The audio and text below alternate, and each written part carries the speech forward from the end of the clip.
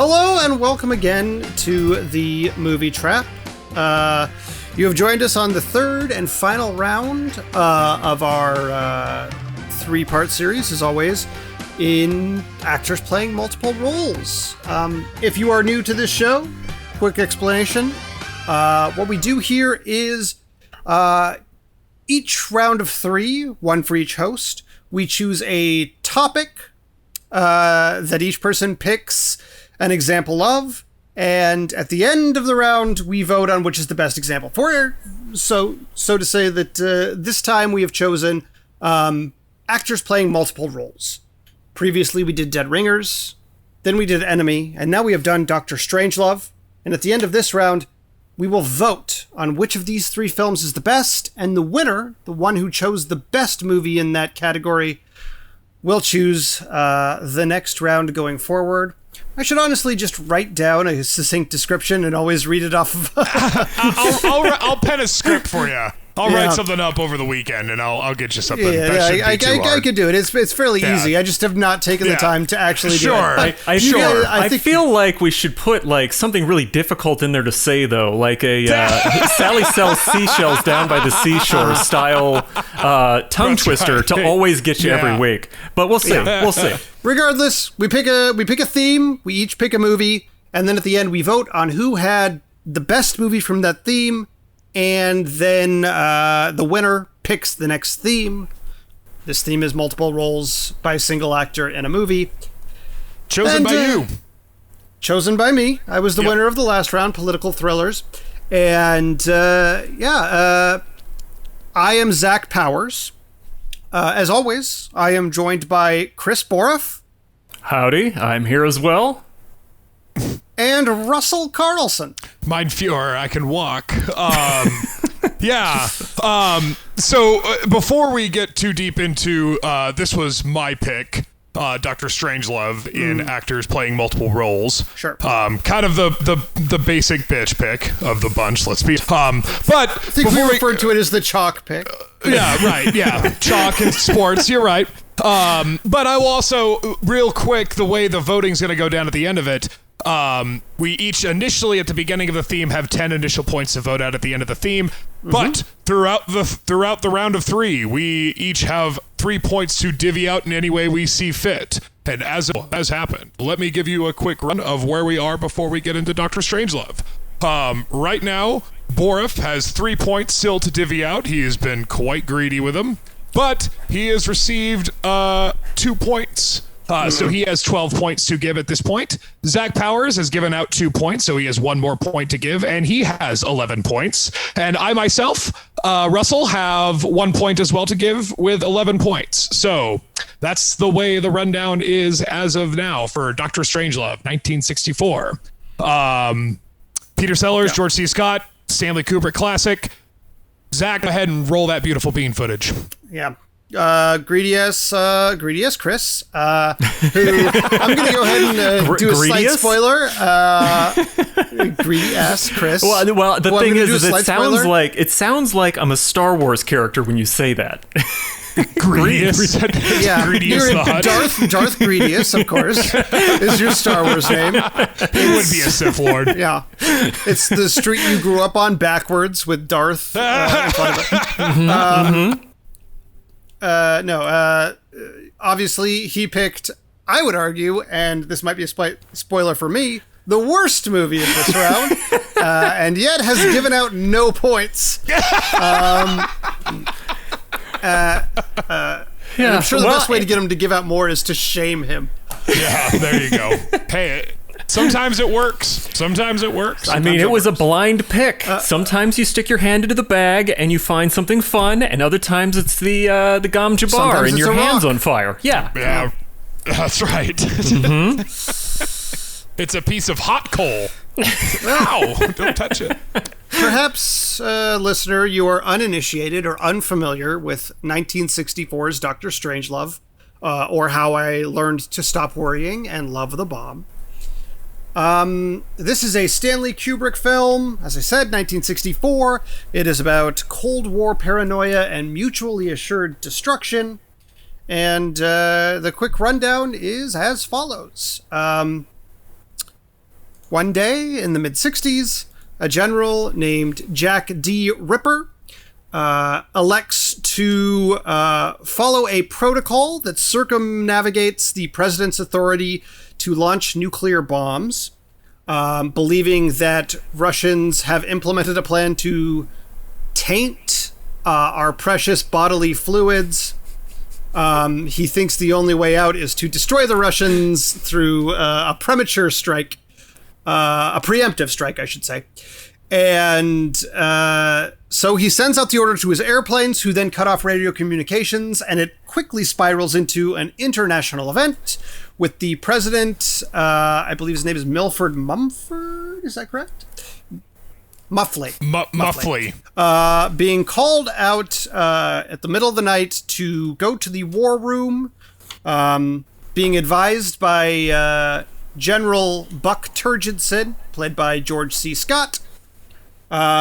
They intervene with the Russian ambassador to the United States, and during a series of calls with the Russian premier, and of course also action against the rogue General Ripper, who is trying to be talked down by a sort of British foreign exchange student. Yeah. Yeah, it's like an officer exchange that the Allies did after World War II. Yeah, who is trying to get the 3-word code that would end this doomsday strike before it could happen. Obviously, Russia has its own countermeasures, include something called Project Doomsday, where if a nuclear bomb goes off in Russia, they will have a doomsday weapon that will essentially kill all of humanity, that they were planning to tell everybody about on the following Monday. So there was no foreknowledge of anybody on this plan. Yeah, it's the classic dead hand switch. Dead hand switch technology, yep. So ineptly, the various politicians and military folks attempt to navigate this Cuban Missile Crisis-esque problem with increasingly poor results. They do eventually get the 3-letter code and attempt to call off the planes, but at least one has had severe damage to its communication system and can no longer receive the 3-digit code. That is being led by Slim Pickins as Lieutenant, quote, King Kong. And ultimately, they bring in a Nazi scientist they picked up from the war as a weapons expert, Dr. Strangelove, to advise them on their next moves. Strangelove, seeing that the writing seems to be on the wall, advises them to go into a series of underground mines for the next 100 years, while they will repopulate with 100 women to every one man. Ultimately, despite a number of attempted infiltrations of this base, getting the code, failing to communicate with these planes, and the doomsday device going off, it seems like humanity has reached its end at the end of the film. Doesn't seem like they make it. Yeah.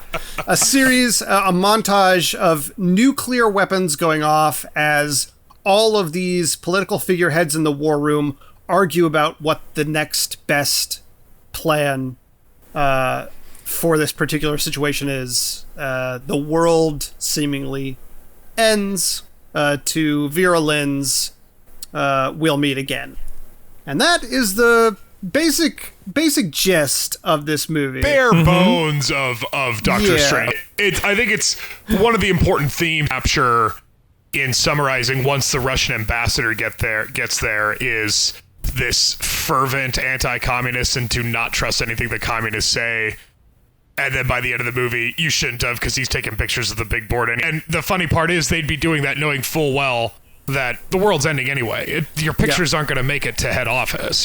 Moscow station isn't going to get your report, but you still do it. And even so, the American side is they're plotting about their mine shaft plan to protect humanity after the war, and they're worried about the Russians having more Minecraft. And we're going to have a mine gap.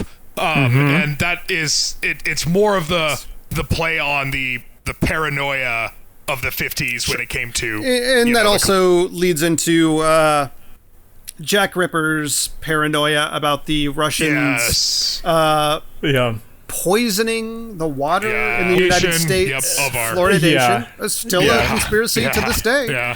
Could you imagine a QAnon Jack D. Ripper? Like, I mean, what would that even look like? That they're going to go bomb like a Pizza Hut or for all the... Well, like that's... it's that kind of conspiracy they'd like Russia thinking. more, probably. Probably fucking true. I know. There have been some situations in the past where there have been near misses with nuclear annihilation like this. There was one where like a flock of birds flew over and just one guy decided not to send a retaliatory missile strike from Russia. And I think he was later given that came out years later. Years later. This was probably inspired by the Cuban Missile Crisis. Well, it was from 1954. This was 64. Hold on. It was based off the book Red Alert. It was based off the book Red Alert from 1958. So it got heavily adapted. So it most likely is based off things that were current because the book wasn't a black comedy. The book was just straightforward. Well, let's be clear. Like, Stanley Kubrick, if he's known for one thing, he adapts things and then makes them his own. That's very famous in The Shining, where Stephen King was not a big fan of his final interpretation of that film. Sure. But, But more so with this one, I mean, when he, from what I read, Kubrick initially did start out reading Red Alert by Peter George, wanting to do it seriously, like kind of wanting to do a serious drama about this. But while researching a lot of stuff, he couldn't help but just see like how funny and ridiculous it all is. And then he hired Terry Southern to sort of write it, and then it just sort of morphed into a comedy. Now the novel writer has sort of distanced himself from the movie, although he was hired to write the novelization of the movie, which he basically just copy and pasted his own book he got hired to do a novelization of the movie based off his book. That's really weird. Yeah. Isn't that weird? Yeah, right. So it was pretty much Kubrick, Terry Southern, and Peter George. It's also worth noting that before this movie came out, there was another book that came out around the same time as Red Alert, was Failsafe. I can't remember who wrote Failsafe, but Peter George actually sued the publishers of Failsafe for ripping off of Red Alert. They settled out of court, and Failsafe was still published. But it's funny because later on, when Kubrick's making Dr. Safe, the movie is being made by Sidney Lumet and Henry Fonda. So Kubrick didn't want to compete with it because he thought that, like, you've got Sidney Lumet, acclaimed director, and Henry Fonda. This is going to kill us in the box office. So he decided to sue Failsafe, saying that they're off without knowing that they're doing it, and it worked. This movie came out before Failsafe. I had always thought that Doctor Strange was more or less a spoof of Failsafe, but apparently not true. Well, I've heard that in the past. They thought it was weird that he was so insistent on coming out first, because most of them were arguing, well, you can do the serious one and then you can do the funny one. However, I would argue that politically speaking, it was probably better to do the funny one first so that people didn't get the wrong impression of nuclearization. It's pretty amazing that it's a pitch black comedy and that it's directed by Stanley Kubrick, because he's not really a funny guy. Not a lot of comedy in his movies. This is probably his goofiest film, and in fact, this version of the movie is somewhat less goofy than the movie he even envisioned originally. Didn't the original one have like aliens in it or something? That was a draft of it. There was a draft of the script, but I mean, the original ending was a pie fight. Yes. Oh, that's So right. in the original ending, there's a big pie fight in the war room where the Russian ambassador tries to hit George C. Scott's General Turgidson. Lots of very good names in this movie, by the way. And Turgidson attempts to fire back. The ambassador misses, and he hits the president and talks about the president being cut down in his prime. Now, that was filmed before John F. Kennedy was killed by Lee Harvey Oswald. Controversial statement, I guess. But again, this is a movie about conspiracy theories. And so ultimately they changed the ending, I think probably for the better. I think for the better. Kubrick always said it had nothing to do with JFK. We'll never really know. But it does bring the point. I always thought this when he died before Eyes Wide Shut was released. I really, if he would have changed the ending, because he did do this a lot. Like, he would watch a movie and say, fuck this, we need to go back and do it again, because he said the pie fight was too farcical for the sort of pitch black comedy he was trying to do. Yeah, I think and that's interesting because everybody with AI, I think, was the same thing. Like, people really, really, really wish that AI had just ended with the kid and the blue fairy not going on for another 15 minutes with aliens. So, yeah, that's a valid question. I wonder if he would have changed it. And other people, even within the production of the film, there's a fairly famous anecdote, I believe, that George C. Scott's entire performance was Kubrick saying, do it to the bleachers, do it as big as you can before we do the real take. It's a rehearsal take. We're just going to, get out the cobwebs, George. We're just going to, have some fun with it, just to kind of exercise. Right. So he told George C. Scott to do, like, the biggest, broadest version of this character he possibly can do, telling him, like, this is the rehearsal take. We just want to do the big version so we can do the more grounded one after. And then, obviously, he used all of the huge, big takes that George C. Scott did. George C. Scott resolved to never work with Stanley Kubrick again after that. George C. Scott he was a lot of things, but he was definitely principled. I think it worked. I mean, you've got to hand it to Kubrick. This is the genius of Kubrick. He knew how to handle Peter Sellers, even, because Peter Sellers, it should be mentioned, the president, Dr. Strangelove, and Mandrake, Ripper's little, the British exchange student or whatever, are all played by Peter Sellers. Peter Sellers is known to be a pain in the ass on set. He's famous for it. So part of how Kubrick was able to wrangle him was to shoot multiple cameras for one take, because Kubrick would fight him all through Lolita, even fought him through this about doing multiple takes. So Sellers, he just finally started filming. Most of Dr. Strangelove's dialogue is just Sellers just riffing.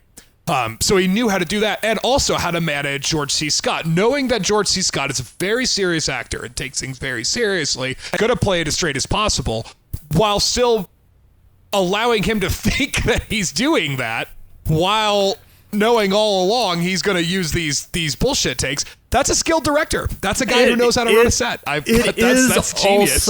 It is also a cheat. Like, he definitely did the thing that makes sense. Oh, for sure. But it's totally a cheat. I get why George C. Scott was upset. I do. I understand it. But I would say for the output of the movie, it fucking worked, and he nailed it. I mean, he's as funny as Peter Sellers, and you wouldn't think of George C. Scott as being a comedic actor. And this is, compared to the stories about what Kubrick did to Shelley Duvall on the set of The Shining, this is like nothing. It's like, who gives a fuck?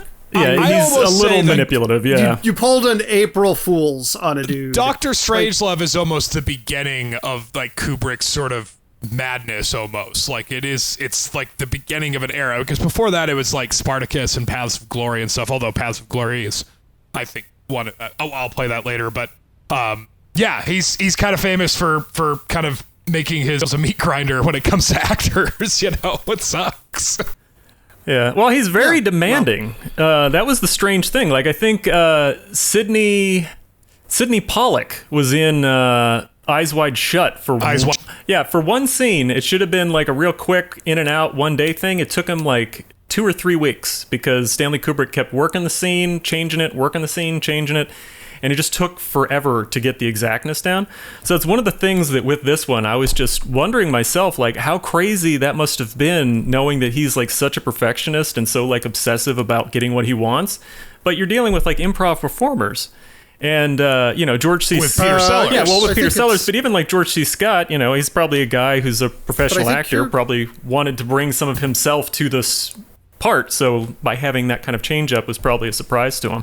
But it's just fascinating to see that. I think meshed. Yeah, it's beyond, but like obviously this is a guy who does a lot of takes over and over and over again. He's famous for that, but with the caveat that I think that he also very intentionally, like Russell said, treats actors differently. Going back to The Shining briefly, like they say that he was extremely kind and like sycophantic to Jack Nicholson in that movie. Like he appeased his ego at every turn while he degraded Shelley Duvall because he wanted those two people to be in those spaces. Like that's the story that I've heard pretty consistently about that movie. And I think he did the same thing in a lot of his movies. I think it was like a psychological feeling of how they felt on set. For sure, and especially this one. I mean, because because there was a lot of pressure on Peter Sellers for this movie. I mean, the studio only gave Kubrick the backing if Sellers would play 4 roles. And Sellers was originally supposed to play Slim Pickens' role, but he sprained his ankle and couldn't sit in the cockpit, I guess. But is that why Dr. Strangelove is in a wheelchair? Was it because he couldn't walk? Unclear. I have no idea. That may have always been the plan. I don't know. It's likely. I mean, I wouldn't rule it out.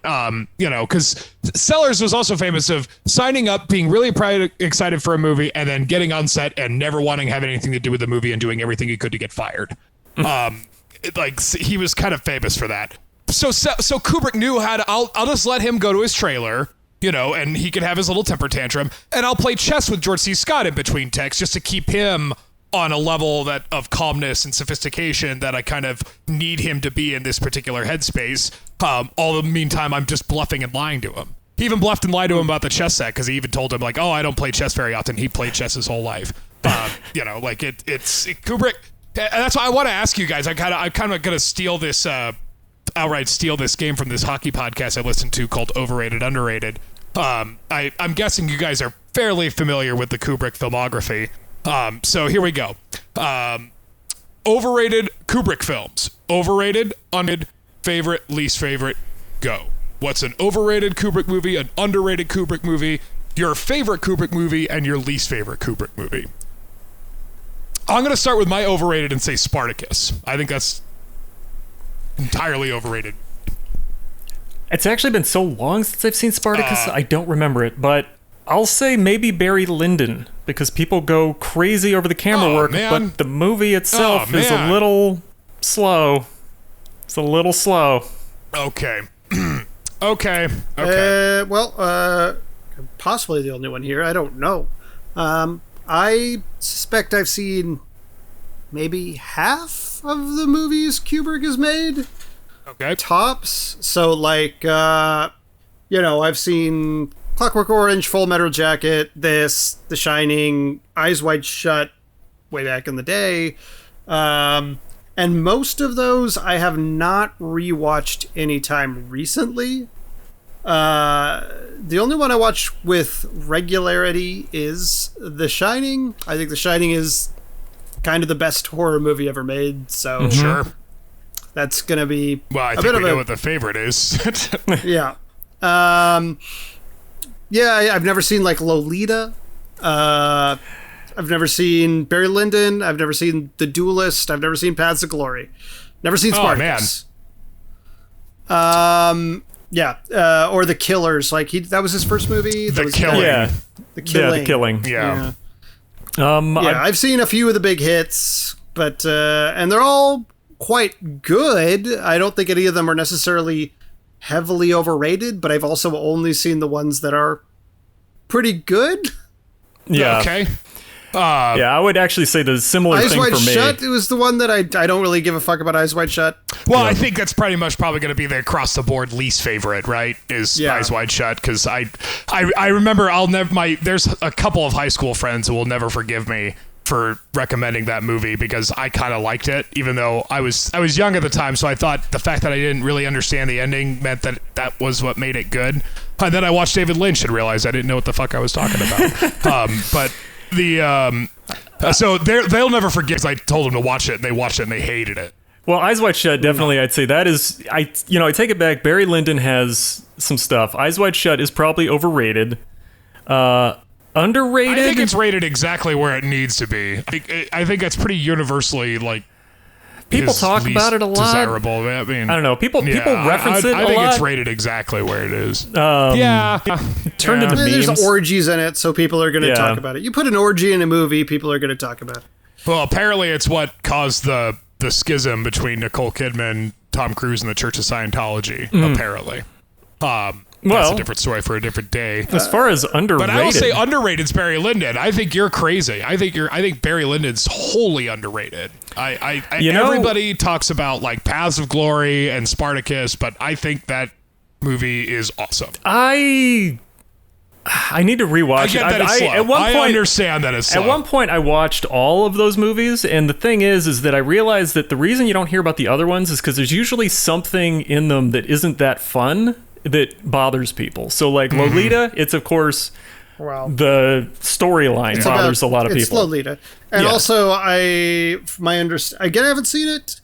I think there are legit, from what I've read, legitimate criticisms about how that adapts the novel. I don't know if you guys have read the novel, but like even the salacious poster is. Nabokov was very open about when he wrote Lolita. Like, I don't want a young girl to ever be on the cover of this book, because it is not about this is about this guy's psychotic nature. It is not about fetishizing young women. Like, he was clear about what he was writing about, and I think Kubrick's movie, especially that poster with the heart sunglasses, is a big source of why that book is regarded as like, well, Lolita was the one who was drawing Humbert in. Yeah. Like, I think that is... Yeah, I haven't seen the movie, so I can't say with confidence, but it feels to me like that's the case. They have some sequences... I mean, certainly, like, Clockwork Orange, too. Well, they had sequences in Lolita that definitely, feed into what you were saying, because it was... I think there's a sequence in which she has a sucker or something. It's very uncomfortable. It's one of those movies that it's just extremely uncomfortable, and not uncomfortable in the way that, like... Full Metal Jacket was uncomfortable, because Full Metal Jacket was like unvarnished racism and abruptness that was like, you could believe that existed because of the time period and where those guys were. It didn't make it better. But the thing is like Lolita seemed to not really criticize that part of his nature very much, and it was uncomfortable. Well, even Full Metal Jacket, the most famous part of that movie is not so much when they're at war, it's the part when they're at the boot camp. Boot camp, yeah. But, yeah. I think that's probably fair. And that's why, I mean, unlike, and then 2001, everybody's uncomfortable because they don't know what the hell is happening. I'd say least under... Well, hold on. 2001's my favorite, but I would say underrated. I have an underrated one. I'll say that. The Killing is underrated. Okay. The Killing has I think that's fair. It has a really tight clock at the end when they're like, they set the trap. It starts going. I remember there was a sequence at the end where the clock really's ticking, and it kind of like communicates the nature of the scam and what could or couldn't happen. But it's still just like a pretty straightforward like crime film. My brother and I played this game, and I've kind of tied with my underrated being Barry Lyndon, the other one being Paths of Glory. I think that movie gets looked over because of Spartacus, because they're so close together. I think Paths of Glory is by far Kirk Douglas's best movie. I love that fucking movie. My favorite, I think I got to go with my favorite it's probably got to be A Clockwork Orange, what got me into the dance. And it's probably just because based off of my teenage need to rebel, because my mom absolutely loathes Stanley Kubrick and especially A Clockwork Orange. I had no idea. My mom was not one for banning things from me, but Clockwork Orange was one of it. But because it was Verboten, I immediately said, well, this is a movie I gotta fucking watch. I watched it. I loved it. I was Alex for Halloween when I was a freshman. That's probably, I got it. That's just probably, I mean, it's a problematic movie and it's not really faithful to the book. Shocking. But I love the whole style. I love soundtrack kicks fucking ass. Malcolm McDowell is absolutely terrifying. I love that movie. 2001 still stands up. That's the one thing I'll say about it. I get it. That's a tough movie to watch, though. That's well, so Barry Lyndon's too slow for you. Barry Lyndon's too slow, but 2001. Well, they're answering different questions. Like Barry Lyndon's big question is, when is he going to take responsibility for his kid? This might be a crazy idea. At a certain point, I do think maybe we should talk about Dr. Strangelove. Well, yeah, I mean, because Dr. Strangelove's probably my favorite outside of Clockwork Orange. This is one of my favorite Kubrick movies, bar none. Dr. Strangelove, I really can't find anything wrong with this movie. I love this fucking movie. Why did Peter Sellers play so many parts? You said it was because the studio just wanted more Peter Sellers? Yeah, because in Lolita, his character goes through a couple disguises, and Lolita did really well, and the studio thought it did really well because of Peter Sellers. I assumed, and Peter Sellers also did another movie, I think with Julie Andrews or something, directed by Blake Edwards, where he plays a bunch of characters. It was sort of his thing. I mean, he was in the Goon show when he was doing radio in the 50s. That's sort of his shtick. I think he's exceptionally. He does a great job in every role he has in this film. Shannon legitimately did not recognize him as the president. Like until I mentioned that, that's Peter Sellers. She was like, she did not understand that was one of the roles he was playing. That's funny. So also worth slightly, just a very brief offshoot. It reminds me a little bit of Apocalypse Now with Larry Fishburne, but this is a very early role for James Earl Jones. Mm-hmm. I think it's one of his first. I think he mainly did play work. Zach, Zach, you get my point, because that's something that has always stuck out to me when I'm watching. I'm always like, hey, it's Darth Vader as a child. And then, right. It's always surprised me when I see him in it, because it was a lot earlier. James Earl Jones, 1 point for Zach Powers. Bonus point. Great. I think he was kind of known at the time for various other roles. I think he might have done... I think he was like Shakespeare. I think Kubrick saw him in like The Merchant of Venice or some shit and was really impressed with him. I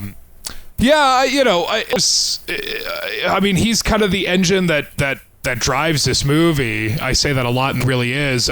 Even though he's kind of barely in it and none of his characters outside of Mandrake really do anything of actual consequence. The only one who does anything that matters is Slim Pickens. He's the guy. And Jack D. Ripper. Sterling Hayden, who we should say Sterling Hayden came out of retirement, who Kubrick used all the way back in The Killing to do this movie. And it should also be noted, just Sterling Hayden was a card-carrying communist member. I mean, he was not Jack D. He knew how to play this, John Burt. Yeah. Wow. I didn't know that either. Yeah, that's amazing. Yeah. I wonder why he retired. So he knew how to play like these John Birch Society, crackpots, who, again, the kind of scary but funny notion is that, like, what makes you think that isn't true? That there's people with actual power that believes some fucking crazy shit. This is an important thing to note.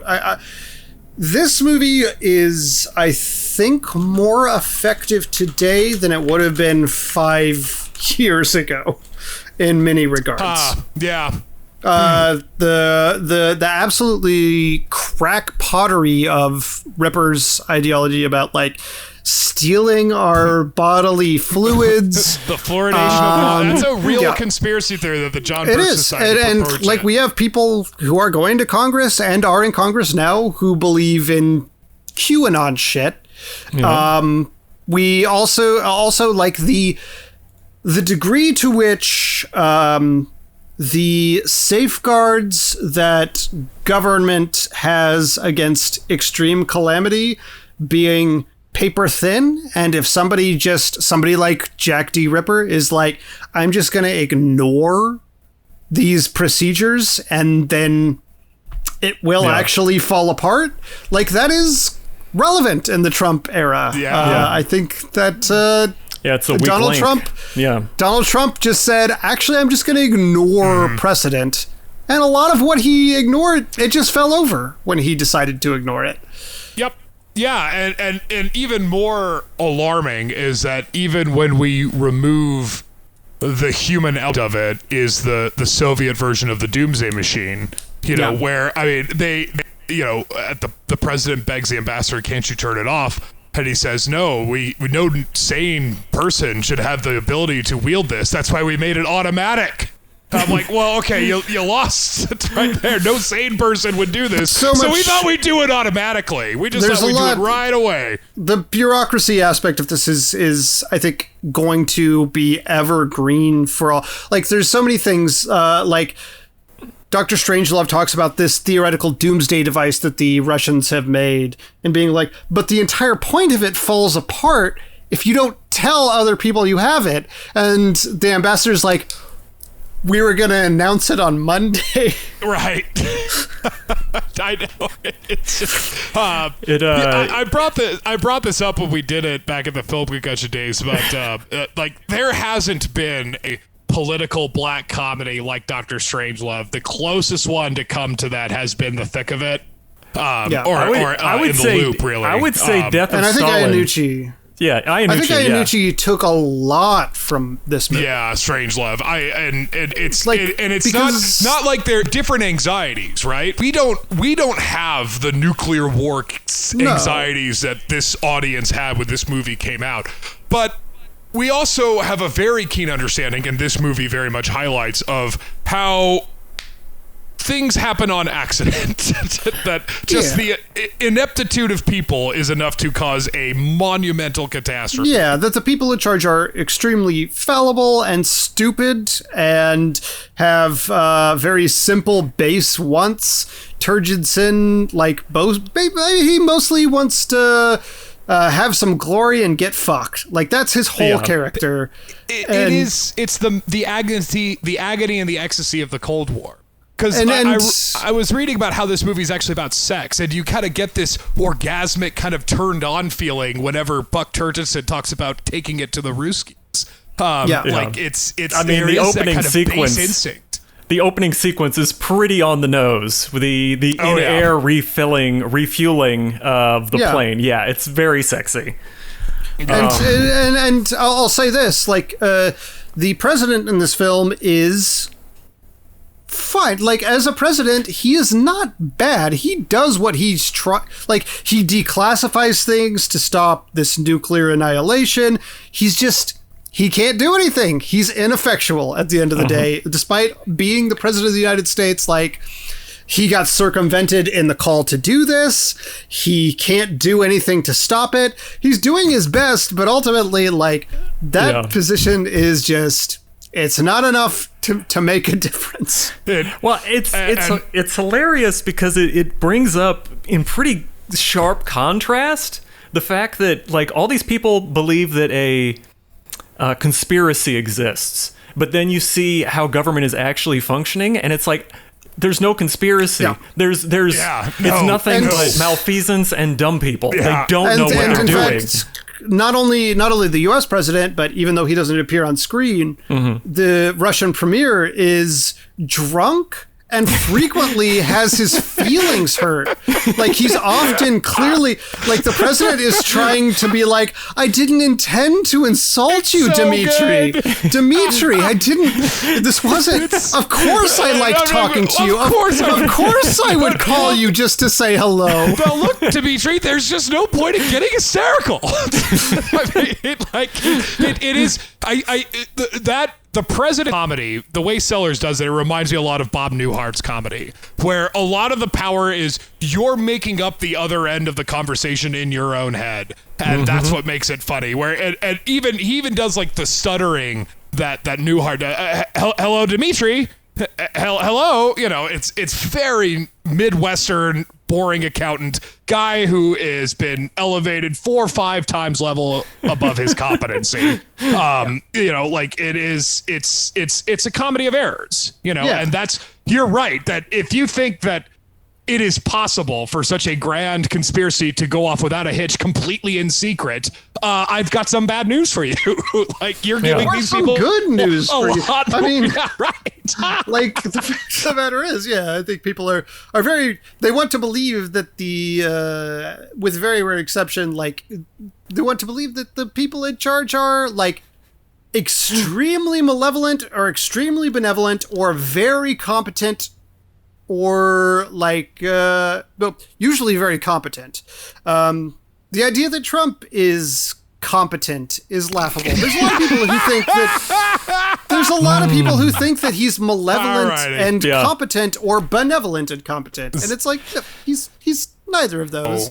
Obama was somewhat competent, but he was neither greatly benevolent nor greatly malevolent. Yeah, and that's why it's funny that this movie still stands up, because it's still, the state of geopolitics is still in this state of madness. I mean, we're outside of the Cold War era, but yet we're still stockpiling nukes. I think the funny part about this movie, I say funny, you know, loosely, but that, like, we're talking about how many bombs they have, right?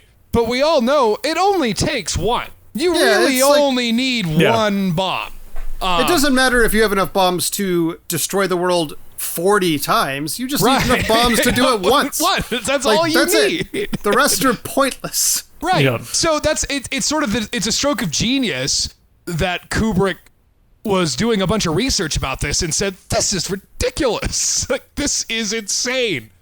This has to be a comedy. It's a stroke of genius, you know, like, and even the fact that, you know, turning it into a pie scene, I could see in the writing room that would be funnier in your head, but changing it to just the world ending with Kubrick with Sellers standing up saying, "Mein Führer, I can walk," that's a far more powerful and I think ending. There's two things. Like, the pie scene, I get it. It's like the absolute, like, if you're writing a sketch, that's where the sketch ends. Like, if you are doing a sketch about the incompetence and the bureaucracy and the infighting and the stupidity of how geopolitical politics works, like, obviously you end with a Three Stooges custard fight. But I actually think that the ending is so much stronger because it ends with them arguing about the mineshaft gap while the bombs go off and they all die.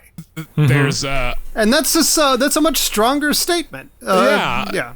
There's a Citizen Fish punk rock song called World War IV, and it's all about that even after a post-world apocalypse, we are still going to fight each other with sticks and rocks. You know, and there's a famous quote. There's mine shaft.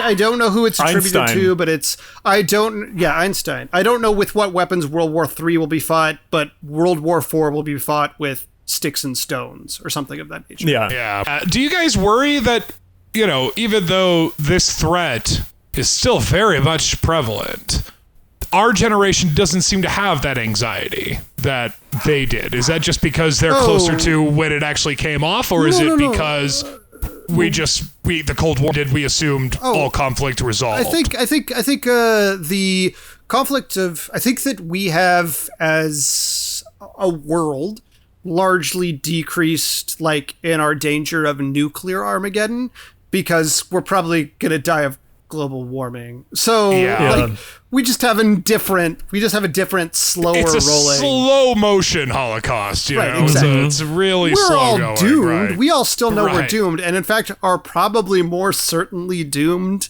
than the past generation. That's true. We've been blaming nuclear war, but it's going to be the Koch brothers. Yeah. That's going to be the end of us. The thing is it will probably always be something that we didn't see coming. Like, I don't think anybody would have perceived that we would all have to hide out from COVID. Like, stuff happens, and you never know what's going to happen until it's occurred, and then suddenly it changes the whole world. I take a slight disagreement with that. I think the idea that there would be a pandemic or something of that nature is eminently predictable. It happens every 100 years or so, like clockwork. It's just that people forget that it happens. That's what I mean. It's more that people become complacent and forget that it exists, so it stops being the thing people would assume would kill them. But I mean, nuclear holocaust is still very possible. We still have a number of rogue nations that are into it. We have a number of nations that act rogue at times, like America, that are still into having nukes. So yeah, it's a very strange... I was always scared of that in my youth because I could always hear the alarms going off. We had like air raid sirens in Indiana that for some reason they just wanted to keep playing. I have never figured out why. The local fire department just kept playing their air raid sirens. I'm a bit younger than you, Chris, but certainly for me, it's always been, at this point, part of me feels like nuclear annihilation would be much cleaner and easier than what we're probably going to be going through for the next 50 years. Yeah. Which is slow water wars and coastlines rising and mass immigration and homeless. It's going to be, in my opinion, quite rough. Yep. Yeah, I think more Mad Max. You know, it's I part of me thinks that Dr. Strangelove, the character, kind of has a point that, from my understanding of geopolitics, it is the point of having a nuclear bomb, not necessarily to use it. Of course, but to say that you have it. You just say that you have it, then everyone's going to leave 100%. You alone, because that's historically how it's gone. Exhibit A, North Korea. Exhibit A, North Korea. You could do Exhibit A.1 Iran. You know, like there's a bunch of out there. I mean, like when Pakistan got the bomb, like that's pretty scary too. So like there is this notion that part of the reason we don't want other countries to become nuclear is because once they become nuclear, you almost can't stop them. Yeah. There's almost nothing you can do to stop them. And that is what we're so scared of. But yeah, we never really had a Marshall Plan for the Soviet Union at the end of the Cold War. We never really did know what to do with all of these missile gap madness that went through in the 50s. This massive buildup. I mean, no one thought it was going to happen. No one thought that the Soviet Union was going to end. That's why everybody freaked out when the Berlin Wall fell, and then it later on echoed out into the rest of it. Isn't that what we can call poor fucking planning? Like the game plan A was a nuclear annihilation. Somewhere maybe plan F was maybe it'll collapse under its own weight. You know, like I can't believe that we didn't anyway. And we economically we sanctioned the fuck out of the Soviet Union, so we knew that we were going to try to strangle them into irrelevance. But yet we just let them continue to build up these nukes, and then when it happens finally, we've got no plan to deal with these nukes. It's fucking crazy. And it's just. And again, like the joke near the end of this film about the mine shaft gap, this was concurrent with this, but like every single thing was largely, not just the nuclear thing, but like every conflict in Vietnam or Korea or the space race was a little bit of a dick measuring contest between these two states to figure out who gives a fuck ultimately who goes to space first. Like in the long term, it doesn't fucking matter. Yeah, I suddenly wonder if Mineshaft was a double entendre due to the fact that they had the German scientist there going, Mineshaft. Anyway, keep going, Russell. Well, that kind of piggybacks exactly what I was, because I read somewhere that like Dr. Strangelove has a lot of sexual innuendo and double entendres in that. And, you know, it's been a minute since I've seen it, so I actually watched it with that in mind, and boy, it's fucking true. There is, you know, it is only when the Dr. Strangelove brings the 10-to-1 ratio of men to women does the president and George C. Scott sort of shift in their seats. Oh, that's interesting. You know, like at first it's kind of like, well, okay, that's crazy. And then oh my, now this whole notion of traditional monogamy is gonna have to be sacrificed, right? As if men were monogamous in the fucking early 60s. You know, like it's hilarious. I mean, it's an end climax, the orgasmic release of nuclear bombs at the end. It's brilliant.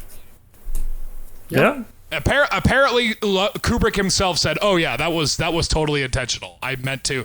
Even President Muffler or whatever is meant to be like, the muff the of term. a woman. Gotcha. Yeah, there were a lot of names that I feel like are very sexually suggestive. Yeah. One thing, I double-checked it real quick, and you were correct. This was actually James Earl Jones' debut film.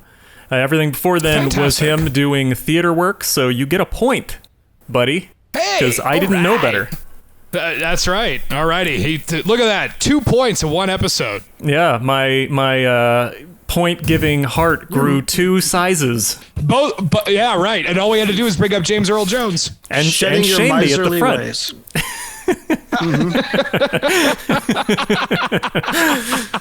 But Borf, I wanted to ask you, we call this movie a comedy.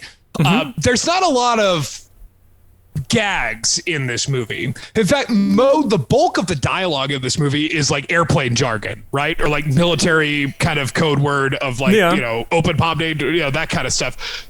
How hard would you figure to edit the comedic timing of a couple of the jokes, given the sort of, they didn't really get the blessing of the Pentagon, so I don't know how technically correct all of the jargon is, but to kind of edit a comedy that's the glut of it is mainly just airplane jargon. The thing is most of those sequences are handled in a way that it becomes clear that it's just nonsense chatter. Like, people are doing things, but then when they're doing it, they're usually doing extra bits. Like, even when they're doing nonsense jargon, they're doing visual gags. So it's like, do you have the 3 codes? We have the 3 codes. Have you locked in the 3 codes? We've locked in the 3 codes. And when he's saying it, there's always a hand flipping a switch, and it just turns into ridiculous. Like, why would they need switches on everything? There's plenty of visual gags. The airplane has about 50 billion meters on the front of the airplane that are like, there's no way that's accurate to how airplanes worked. But there's like 4 rows of 12 separate meters showing different statistics. And there's some gags on here that are downright goofy. Like, there's a scene where the guy needs more money to call the president through a payphone. The White House won't take a collect call. So he has the guy who has him at gunpoint shoot the Coke machine, saying, if you're wrong, you're going to have to answer to the Coca-Cola Corporation. And that scene ends with probably the most old-timey gag in the entire movie. Him getting sprayed in the face with Coca-Cola with like a fade cut. Such an old-fashioned shot. Yeah, well, they have a lot of that in this, where it's like, they have things that kind of harken back to time periods where it would be silent films. So, like, in the very end of it, when Slim Pickins is wandering through the airplane, and he's hunkered down, and he's trying to find where the problem is for the bombs not dropping, they do an abrupt, like, whip pan at the end of that shot where they zoom out, and you see, it's the spot above the bomb that has a bunch of wires hanging out and sparks and stuff falling down. He would have been able to hear it, and it would have been obvious, but for us as the audience, it is a visual reveal because we didn't know that's what the problem was. And then that introduces like, he's then got to get on top of the bomb. And then it sets up the rest of the gag. But I would say this one's like, was one of the most surprising parts of this for me was the fact that it was really funny. Like, a lot of the visual gags and how it was handled were wonderful. And I think it must have just been the fact that Stanley Kubrick is like a visual thinker, that he was able to adapt communicating either something super serious or something super funny in the same way. I only feel bad that he never really returned to doing any comedy like this, except for in 2001, there's a scene that always makes me laugh where someone's looking at how the bathroom is supposed to work in a spaceship, and they're having to read it while needing to go to the bathroom. So that's always been funny to me. But it's stuff like that where it's... Fred Kaplan of Slate has long purported, and I don't think he came up with this theory, that 2001 is in fact a comedy. I haven't seen it in some time, and it's a chore movie to sit through. But it's okay. We don't need to totally get off on 2001. But yeah, it's an interesting thing. It's very strange because it is a very straight movie to a large degree, as far as Dr. Strangelove. Like, they don't really key you into the fact it's a comedy. Like, that's one of the reasons why it being black and white was so strange, because it's extremely grainy. It looks like a documentary. They consistently have like attractive women in it, which is the only weird thing that kept popping out to me. But as you said, it was like a sexual innuendo thing. Because Peter Sellers being the main draw of the movie, up until pretty much the last 20 minutes, his funniest character, outside of just being him reacting to the ridiculousness of the Russian premier as president, is Dr. Strangelove. Both Mandrake and the president are very straight. Mandrake is basically just, you could tell Peter Sellers had to answer this guy when he served in the RAF. Oh, hello. Because officers in England, they're pretty much bred into it. They're like eating boy, like, oh, hello. So, and even that's not a cue into the comedy. And then you see Dr. Strangelove, and it's kind of funny you brought up the silent film, because like the way he gestates and gyrates in his chair and this arm attacks him and everything, that's kind of more or less a silent kind of film bit. So yeah, I mean, like that's Kubrick kind of visualizing it, and again, not with Peter Sellers necessarily, but being there to film Peter Sellers as many times as you can in one take. Yeah. And it again does end with a custard pie. That's right. Or the original version did. So. One thing I wanted to say real quick, I know we're getting up to like an hour here, but I got to go to the Kubrick exhibit, and one of the funnier parts of that exhibit was the Dr. Strangelove section, where they had hate mail that Stanley Kubrick received that he sometimes responded to. And they had the letters he got and the responses he gave. And some of the ones that were really funny was he got one from a minister who was lambasting him because of the amoral nature of Dr. Strangelove. And the funniest part of that is that it was a very long, very carefully written critique, except for the fact that the guy had never seen the movie, didn't know what he was talking about. Like he went to a great deal of time to say this is amoral. I think these things are bad about it, but he'd never seen it. Had no idea what the film was actually about. I think he thought it was just going to be a sex comedy. But yeah. And he was disappointed as a minister. It's a Monty Python sketch if I've ever heard it. Some vicar is upset that this comedy ended up being a political black comedy. I'm offended. We have a guest with us here on the Movie Trap. It is somebody who has not seen the film before, unlike the three of your stalwart co-hosts who have seen the movie many times. We have a first-timer trapped with us in the Movie Trap. Ladies and gentlemen, it's Shannon Campe. Hi, I'm so happy to be here. With just one earbud in my ear, I feel like I'm Major Kong up in the plane getting transmissions. So in character. Just get the right three-letter prefix to join in the Movie Trap. So, Shannon, you have never seen this film. No, I hadn't. But obviously, being a person who lives in the world, I was familiar with certain lines and sequences. In particular, the screams that Kong does as he's riding the bomb, I feel like are like a really memorable sound cue. Mm-hmm. So it was so cool to see and hear those things in the proper context. I actually saw they had like a rocket and backdrop set up at the Alamo Drafthouse in 2014, but I was too self-conscious to get someone to take a picture of me on it. So, cool story. Yeah. I suppose that's most possibly the only other thing that might come close is like the line, "You can't fight in here. This is the war room." I think otherwise that's probably the most famous. Yeah. I didn't know that one, but it was like, wah. I gotta say, there are a lot of GIFs of this movie everywhere. Mm-hmm. Yeah, I actually know someone who used Dr. Strangelove as their profile pic for like years, which, when you remember that he's a former Nazi, is a little weird, but it's a great performance. I was going to say, I've seen like a lot of hay made over, this pandemic time, over like losing the movie theater experience, and we can't see Wonder Woman 1984 in theaters. We can't see the live action Mulan in theaters. And this movie was actually the movie way more so than anything like that made me miss the theater going experience, made me miss going to our favorite revival theater here in Chicago, the Music Box, which is amazing. If you're in Chicago, definitely go. I've always wanted to do that one. When I was in college in like Chicago, I always wanted to go to that one and never got a chance. I'm so jealous of you guys for going there when the stuff gorgeous ends. Theater. Amazing place to see classic movies. I think Zach got to see Sunset Boulevard for the first time on the big screen there, which is amazing.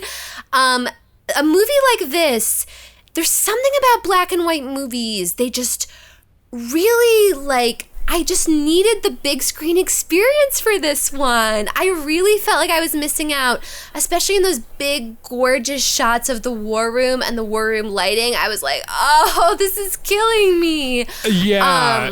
Kubrick films are great for a big, encompassing image. I mean, he shoots super, super wide, and, it's nice to be... I've never seen this movie in the theater, but I can only imagine, seeing this on a big 35 millimeter print of how big that war room is, and the black and white adds to that kind of starkness. It kind of looks, I mean, I know they kind of cribbed off of Metropolis a little bit for the set design. It looks fucking great. And again, we were talking about how the original version of this movie ended with a custard pie fight. Apparently, people were swinging on those lights that were hanging down in the original ending. Zach is getting way ahead of me. There's so many things I want to say. But I was going to say, as we all know, most white men look exactly the same. So another hard part of not seeing this on the big screen was I felt like it would have been a lot easier for me to start telling characters apart if it were on the big screen, and the black and white may have contributed to that. I also just have bad eyes, so maybe just take this with a grain of salt. But Zach had to tell me that Peter Sellers was playing the president. Obviously, I knew he was playing Mandrake and Dr. Strangelove, but I was shocked. That fake head they put around his head. A masterpiece. Yeah. Yeah, but the thing I really wanted to talk about, which may not matter to anyone else but me, and I'm fine with that, I'm really okay with that, is the custard pie fight from the end of the movie. So, there's an iconic, crazy movie from the 70s called Bugsy Malone that I grew up with. Yeah. Are you guys familiar with Bugsy Malone? Yes. I am. Yes. Okay, so in Bugsy Malone, the guns that the kids murder each other with shoot like a whipped cream custard pie filling, and the movie ends with a giant custard pie battle. And so I was reading this trivia about Dr. Strangelove to Zach while we were reading the movie, and I was like, did the children's 1930s pretend speakeasy musical cop the ending of Stanley Kubrick's Dr. Strangelove? I'm completely obsessed. I need a whole podcast mini-series deep dive on how this came to be. I gotta be honest. I had no memories of Bugsy Malone, so I'm gonna give Shannon my third point. That's what's gonna happen, guys. Bonus point. Come on, celebration. Okay, You know I'm sorry, the best. she has not seen the other two movies, so I don't. But you know the best part of giving out and that she would point hate was the the other fact. two movies, so she could just give it to Dr. Strangelove. That's so rude. How do you know I would hate them? I love The Death of Stalin, and this was exactly like The Death of Stalin. Dead Yeah, Ringers but and Enemy are not Dead like Enemy, Death of especially. Stalin. I feel like I'm the winner today, regardless of how badly I lose, because I got to make Zach look very angry that I broke the rules by giving my point out to someone who wasn't directly in the voting committee. Yes. I mean, I think I know what's going to win anyway, so I don't think it's going to matter. But still. But I don't know what you mean, Zach. I don't know what you mean. I also came on the show to make my voice heard and demand representation for the significant others of Movie Trap. We will have justice. I don't know if we've discussed and no this. matter what theme you choose, I'm gonna pick Bugsy Malone. So choose fucking wisely. I don't know if we discussed this. love it. One of my ideas was to have a theme where instead of us picking the movies, each of our significant others picks the movie for that round. Shannon wanted Sure. us to do it for the Valentine's Day period, but I See, don't know if we should- my wife picking the movie, I just call that a weekend. That's she's the boss around these parts. Well, Zach made me watch Wall-E, so I'm out for blood, baby. That's right. I made you watch a great movie. Made you watch Wall-E? We're not going Wally's to get a good into this movie. again. Okay. It was great. Okay. It was great, but I told Zach I didn't want to cry, and then he made me cry for Oh. 90 minutes. Yeah, that's a movie that I said, I'm sure Yeah. it's great, but I'm not in the mood to get emotional tonight. And that's okay. then things unfolded. Sarah will never forgive me when I told her that the end of The Prisoner will make sense. I don't know what that movie is. It's so I'll a take your TV word show for it. from the 60s. It's Boris This knows is all this about is it. this is a And, long con. We thought it was funny. We thought it was a good show. Probably should have warned Sarah that the ending is going to be a little less than satisfying.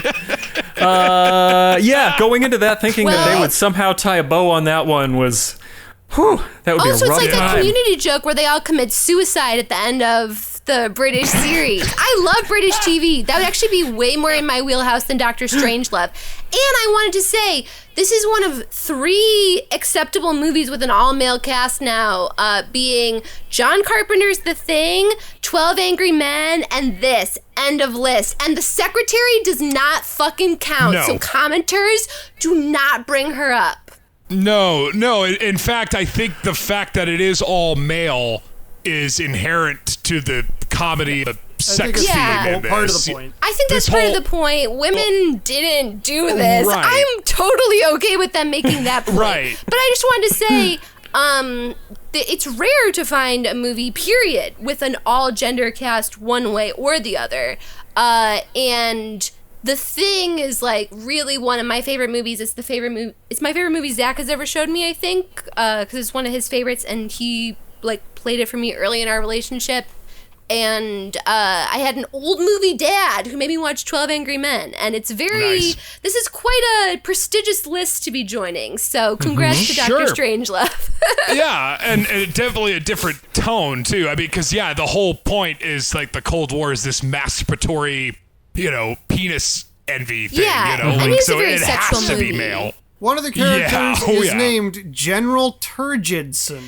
You've got Muffley, too. I mean, if I remember anything from high school, muff means pussy. But I was also going to say, not 100% of the humor of the movie clicked with me, because I don't think I'm as knowledgeable about the Cold War as I maybe should have been going into this. But all day I've been thinking of the Mein Führer, I can walk line, and laughing to myself. Not a great line to say out loud to yourself. So just got to keep that one locked down. He constantly referring to the president as Mein Führer. It's one of those for some films reason, just the way he that, explodes out. it's funny. It's one of those things where there are certain references that are funny, but you can't say them to common everybody. It would get you in trouble pretty quick. Like yelling Mein Führer, they would probably react to that.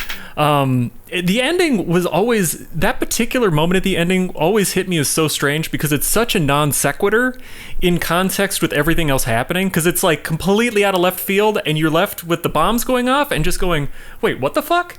And then wondering what happened. I'd say that part of it felt really modern to me. It was almost modern absurd comedy like you would see in Tim Robinson or Eric Andre's stuff. And I think that part of the thing is, with Dr. Strangelove being clearly still an indoctrinated Nazi against the Soviet Union, being kind of the enemy of America in this film, even though fairly recently, World War II, we were on the same side, it's just a referendum on, it's less about ideology and more about this sense of ego and I guess dick swinging that these people have. Well, but it's also a direct commentary. Yeah. Yeah, because we hired a lot of the Nazi rocket scientists before Yeah, the it was Soviets for got Project- involved. Werner von Paperclip, Braun and all that. Yep. Yeah. So I mean, and I don't know how many people in the early '60s knew that that these great rocket scientists were former Nazis. But the overall joke that Dr. Strangelove is he's in between the Soviet and the United States. And so he's finally getting his chance to indoctrinate both sides into this very regimented future of strict regulation of things like genetics, and behavior, and how many women to every man, I would sort of say thing. This is, another scene with pervasive misogyny. Oh no, even doing the okay hand symbol means something now. That's not what I meant. I just meant, yes, I recognize the pervasive misogyny. I'm about to hop off so you guys can do your thing, but I will say I didn't grow up with Pink Panther, and I think this movie made me really get Peter Sellers. You know what I mean? Amazing performance. Obviously, I'm sure you guys spent the whole previous time talking about that, but just had to leave it with that.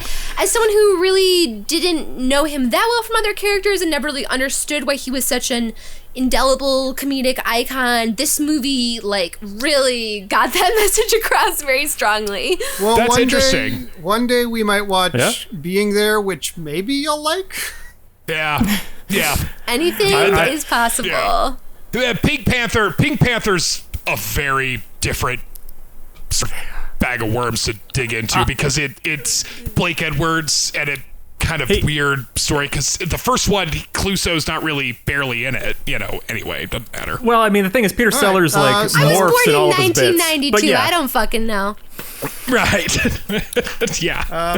Okay. We'll let her go. Thank you for joining us, Shannon. Thank you for joining us, Shannon. I will be back. And it's we'll a probably true watching delight. Bugsy Malone. Cool. It is now time to vote. It is the moment we've all been waiting for. Okay. So quick rundown. As of now, how this voting is going to work is that each one of us has a allotted amount of points that we divvy out to each movie. Whoever has the most wins. At this point, with all the bonus points counting, each one of us has 12 points to divvy up to each movie. Each 12. Okay, so equilibrium. Yep. Shannon has 1. If there's a tiebreaker, she's our... If there's a tie, I'm going to go ahead and assume that goes to Dr. Strangelove, because I'm going to be honest with you, it ain't going to go to Enemy, and it's not going to go to the one where the guy creates gynecological torture instruments. I don't think that's going to be... You don't think Shannon would pick that one as her favorite? No, I don't think she'd pick either of those two as her favorite. So if there's a tie... I understand. Think she'd pick the movie where women are spiders and meant to anyway. I mean, you get so much Gyllenhaal, they make 2 of them. Yeah, I don't know. But here we go. Let's go ahead and start this countdown. So, starting with Dead Ringers in alphabetical order, we will start with Chris Boroff. What do you got for Dead Ringers? I give a 4. That is a 4 for Dead Ringers. I have 2 points for Dead Ringer. I think I will give it 4. Okay, so that brings the grand total to a 10 even on Dead Ringer. So, the next one, Enemy, Boroff's pick. Boroff, what do you give Enemy? I give Enemy a 3. I give an Enemy a goddamn thing. Okay, Wasting my goddamn time. That's a first. That is a first. Waste of my time. I don't think that's the worst movie we've watched either, but that is a first. No, and it's not even that deep hurting. It's competently made. I just fucking hated watching it. The same guy made Arrival, which I love. So he's competent in filmmaking. It just sucked. Not his best. I agree. So for Enemy, I'm gonna go ahead and give it a 2. Just a simple 2.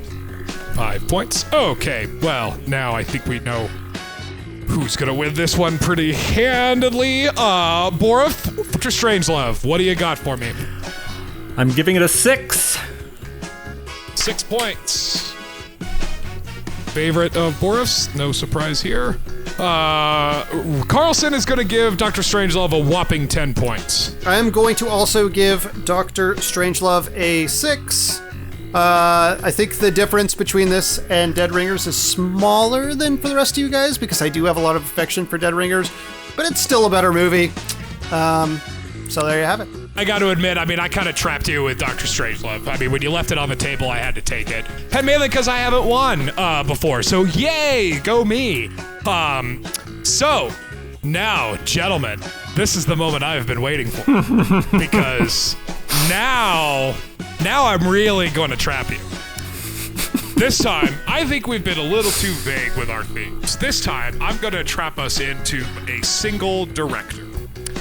I am going to trap us in the films of Sam Peckinpah. Oh, okay. Okay. And I'm going to do even worse. And here's the kicker. I'm going to take the best movie off the board right off the way because my choice is going to be The Wild Bunch. Good luck, everybody. All right, so you're just gonna now. So what you're doing now is you're setting up a scheme where you cheat every time by creating an extremely narrow category.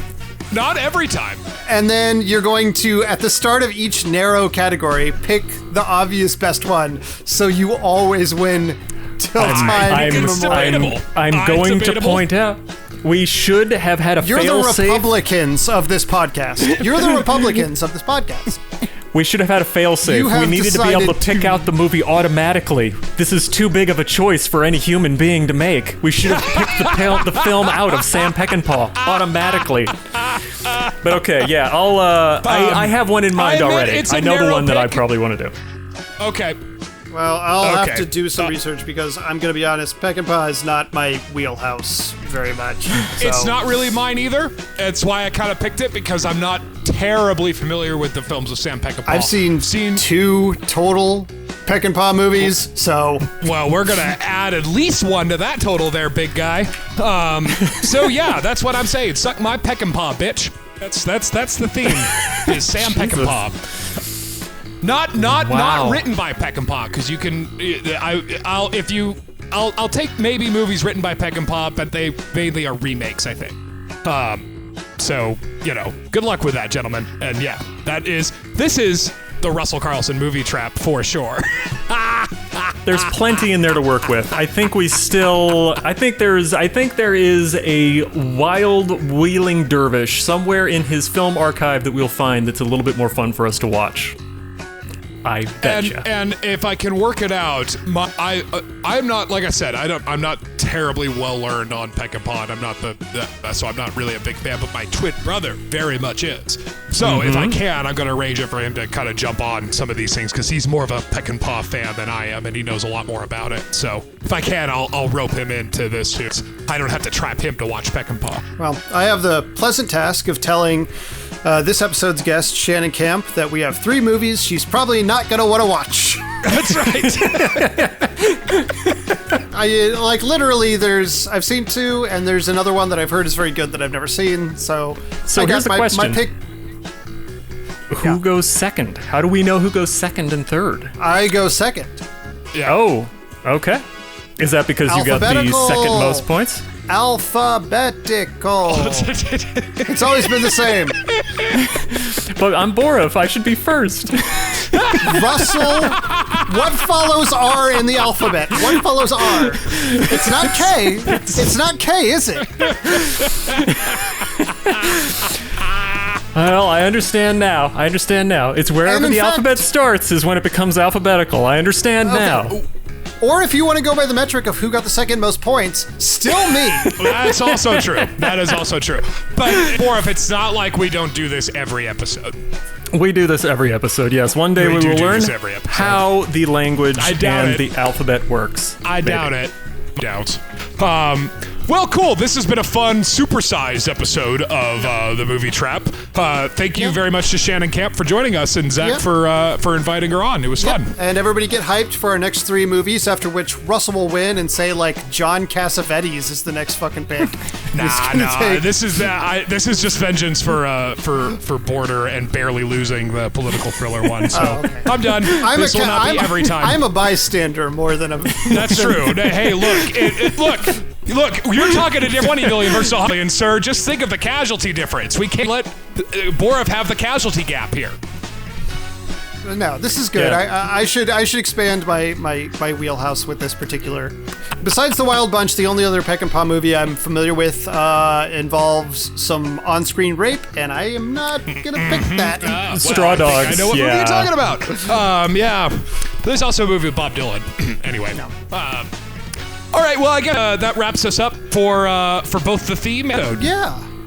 So this has been The Movie Trap. I have, as always, have been Zach Powers, and I have been joined by Chris Boriff. Via con Dios, take care of yourselves and each other. And Russell Carlsen. Thanks for listening. Say goodnight, Gracie. Yeah, and to all of our listeners, we'll meet again. Don't know where, don't know when, but I know we'll meet again some sunny day. Mandrake, do you recall what Clemenceau once said about war? No, I didn't think I do, son. Yeah. He said war was too important to be left to the generals. When he said that, 50 years ago, he might have been right. But today, war is too important to be left to politicians. They have neither the time, the training, nor the inclination for strategic thought.